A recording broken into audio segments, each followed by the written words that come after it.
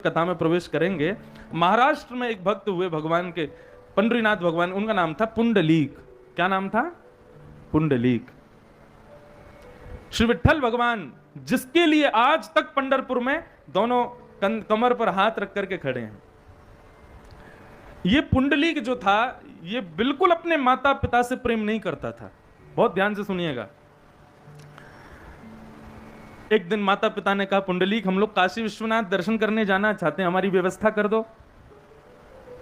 पुंडलीक बोला, भगवान ने तो पैर दिए, चल के चले जाओ। माता पिता बोले, बेटा यहां से बहुत दूर है, देख लो लाला आने वाले हैं आज। बोले, नंद के लाला की। ये आप सबके पितृ प्रसन्न होकर के अश्रुधार बहा रहे हैं कि आज हमारे परिवार में देखो कितना सुंदर उत्सव होने वाला है, नंद घर आनंद होने वाला है। उसी के प्रेमाश्रु बरसाए जा रहे हैं। कथा के मध्य में, प्रारंभ में, अंत में वर्षा होने का मतलब यह है कि आपके द्वारा की गई कथा और आपके द्वारा किया गया आयोजन, उसमें देवताओं ने हाजिरी दे दी है और उसको स्वीकार कर लिया।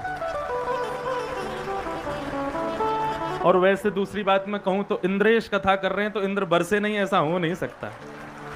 आज हमको बरम केला वाले, अपने आपके यहाँ बरम केला में भी कथा हुई थी, वहां पर भी खूब बारिश हुई थी, वहां से पधारे हैं हमारे भैया। तो अब कथा सुनो सब लोग ध्यान से। तो पुंडलीक जो था वो माता पिता का बिल्कुल प्रेमी नहीं था। एक दिन उसके माता पिता ने कहा कि हमको काशी जाना है, तो पुंडलीक ने कह दिया कि पैर दिए भगवान ने, चल के चले जाओ, मैं कोई व्यवस्था नहीं कराऊंगा।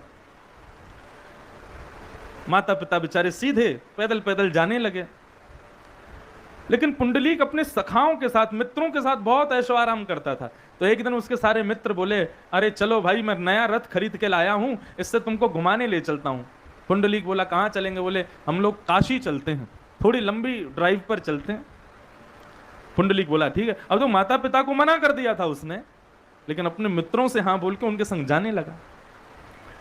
बीच रास्ते में पुंडलीक को दिखाई दिया कि मेरे माता पिता जा रहे हैं, तो पुंडलीक ने अपना मुंह भी फेर लिया, कहीं इन्होंने मुझे देख लिया तो बोल देंगे कि हमको भी बैठा लो।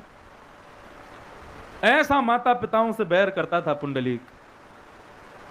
रात्रि का समय हो गया तो एक आश्रम में जाकर के सब सखाओं ने अपना रथ रोका और सब रात्रि भोजन करके वहां सोने लगे। अर्धरात्रि का समय हुआ, पुंडलीक को पता नहीं भूख प्यास कुछ लगी होगी। पुंडलीक उठ करके अपने कमरे से जैसे ही बाहर आया तो उसने क्या देखा? उस आश्रम के आंगन में परम सुंदरी तीन नारियां, परम कुरूपणी तीन नारियां झाड़ू लगा रही हैं।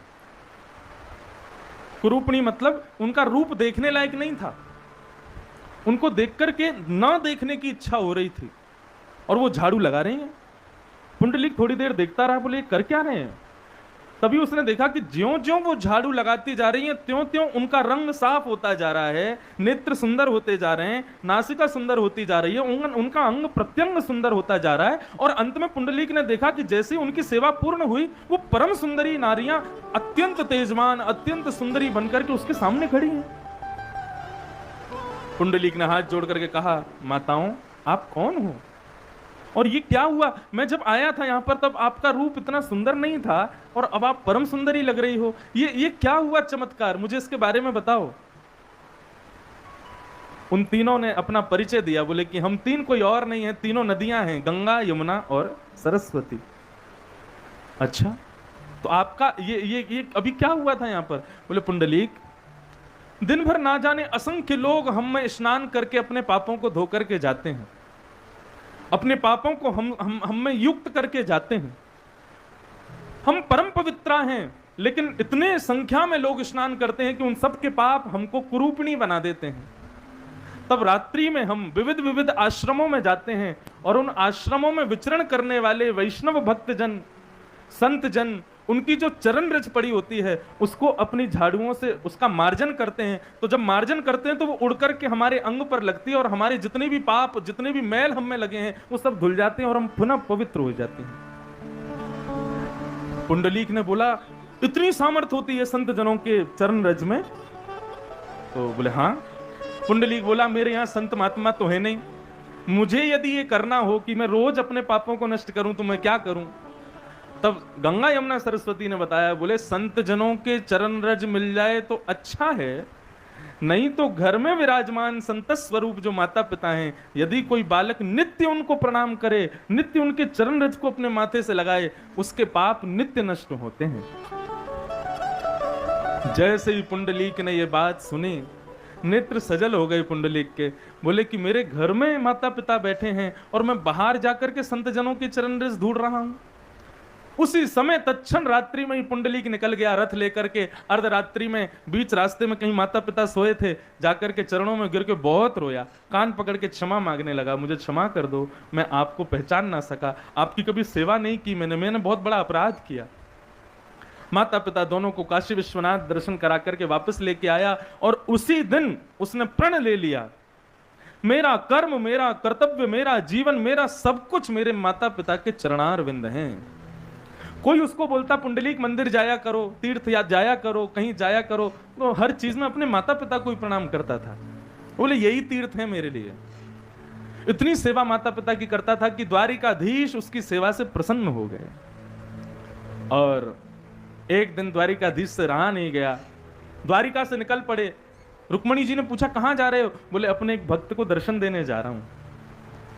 और पुंडलीक के यहां पंढरपुर में पुंडलीक सेवा कर रहा था अपने माता पिता की, तभी सुंदर चंदन की सुगंधी आने लगी, तभी दिव्य तेज एक प्रकाश मानो जैसे गेट पे से अंदर भीतर आने लगा। नूपुरों की ध्वनि, ठाकुर जी के आभूषणों की मचलन की ध्वनि पुंडलीक के कानों में जाने लगी। पुंडलीक बोला ये सुगंधी कहां से आ रही है, ये नूपुरों की आवाज, ये इतना प्रकाश कौन दे रहा है? द्वार पर खड़े हुए ठाकुर जी और ठाकुर जी के संग में खड़ी लक्ष्मी बोली, पुंडलीक अरे तुम सौभाग्यशाली हो, देखो तुम्हारे द्वार पर साक्षात द्वारिकाधीश आकर के खड़े हुए हैं, आ जाओ प्रणाम करो। पुंडलीक बोला कौन द्वारिकाधीश? बोले अरे नारायण, नारायण के अवतार कृष्ण, वो तुम्हारे आए हैं। क्यों आए हैं? बोले तुम्हारी माता पिता के चरणों में जो भक्ति है उससे प्रसन्न होकर आए हैं। पुंडलीक बोला मैंने तो बुलाया नहीं इनको, मैंने तो इनको आमंत्रण भेजा नहीं, मैं माता पिता की सेवा इनकी प्राप्ति के लिए तो कर नहीं रहा हूं, मैं तो केवल ऐसे ही, मेरे माता पिता हैं इसलिए सेवा कर रहा हूं, तो फिर ये क्यों आए हैं? भगवान को तो कुछ नहीं, लेकिन लक्ष्मी जी को गुस्सा आ गया। बोले कि 45 मिनट से खड़े हैं और ये बारी नहीं आ रहा है। ठाकुर जी को बोले चलो यहां से, ये तो आदर सम्मान भी नहीं कर रहा आपका, ऐसे भक्त से क्यों मिलना? ठाकुर जी बोले तुमको जाना है तो जाओ, मैं तो अब पुंडलीक के दर्शन करके ही जाऊंगा। ऐसे माता पिता के चरण कमलों में प्रेम करने वाले पुंडलीक को बिना देखे मैं यहां से नहीं जाऊंगा। लक्ष्मी जी ने कहा देखो ये तो खड़े हैं हट करके, तुम जब तक नहीं मिलोगे तब तक यहीं खड़े रहेंगे। पुंडलीक के पास में एक ईंटा रखा था, उसने वो ईंटा सरका दिया, बोले लो इस पर खड़े हो जाओ और खड़े रहो जीवन भर, लेकिन मैं अपने माता पिता के चरण छोड़ के नहीं आऊंगा।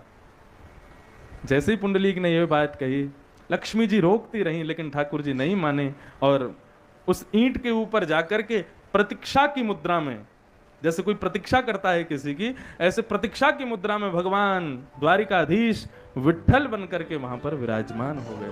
पुंडलीक वरदे श्री हरि विठ्ठल, श्री पंडरीनाथ महाराज की जय।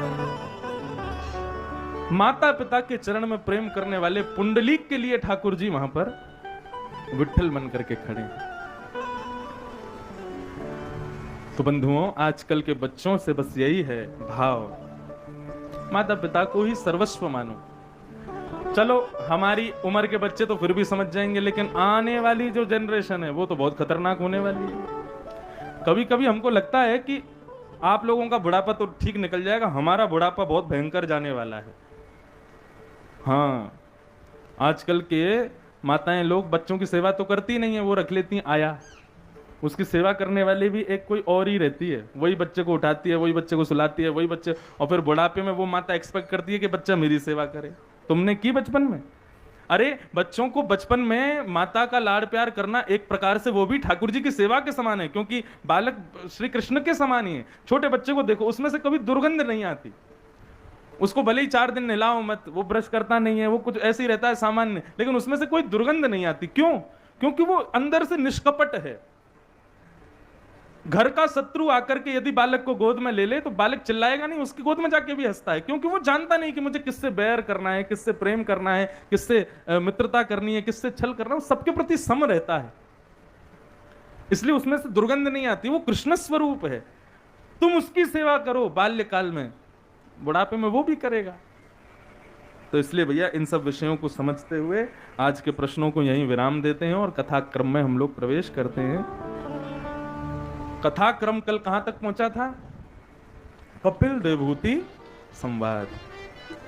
बहुत ध्यान से सुनिएगा, बहुत सुंदर प्रसंग है कपिल देवहूति संवाद का।